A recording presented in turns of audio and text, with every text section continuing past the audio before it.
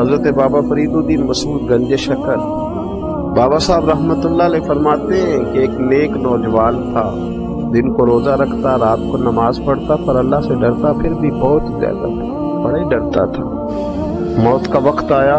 تو ماں ہی تھی بس اس کی، تو ماں سے کہنے لگا اماں میری ماں ہے، میرے ساتھ 3 وعدے تو کر۔ اس نے کہا پتر تو بتا، آخری ہجکی لے رہا ہے اور اس غریبنی ماں سے تو وعدہ لے رہا، بتا کیا وعدہ؟ عرض کرنے لگا اماں جب میں مر جاؤں نا میرے گلے میں رسی ڈال کے تو مجھے گھمانا گھر کے صحن، اور لوگوں کو کہنا جو رب کی نافرمانی کرے اس کا یہی حال ہوگا، یہ اعلان کرنا جو اللہ کے نافرمان ہوں ان کا یہی اشر کیا جانا چاہیے۔ اور اماں پھر دوسرا وعدہ کر،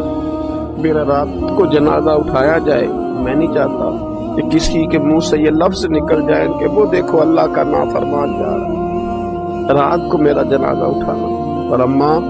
تیسرا میرے ساتھ وعدہ کر کہ لوگ مجھے دفن کر کے آ جائیں گے تو میری قبر پہ چلی جائے گی،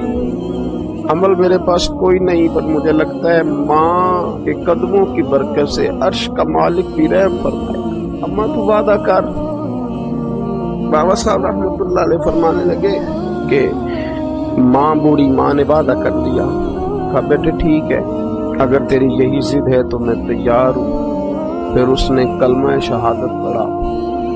اس نوجوان کی روح پرواز کر گئی۔ بوڑھی ماں نے رسی منگائی، وَلِمَنْ خَافَ مَقَامَ رَبِّهِ جَنَّتَانِ، جو ڈر جائے، اس نے تو کہا تھا نا کہ رسی ڈال کے گھمانا اور کہنا یہ اللہ کا نافرمان ہے، اس کا یہی اشر ہونا چاہیے تھا، لیکن جب ماں گلے میں رسی ڈالنے لگی تو گھر کے ہر کونے سے آواز آنے لگی خبردار یہ رب کا دوست ہے، اللہ کے دوستوں کے ساتھ اس طرح کا معاملہ نہ کیا جائے، اسے چھوڑ دیا جائے۔ اور کہا تمہیں کچھ بھی اور کرنے کی ضرورت نہیں ہے، یہ تو رب کا دوست ہے اور رب کی بارگاہ میں حاضر ہو گیا۔ کوئی بندہ کہے گا کہ یہ تو ایک بابا فرید کا سنایا ہوا واقعہ، سنیے بخاری میں حدیث ہے، نبی پاک صلی اللہ علیہ وسلم نے فرمایا، حضرت ابو ہریرہ رضی اللہ تعالیٰ عنہ راوی، حضور فرماتے ایک شخص مرنے لگا،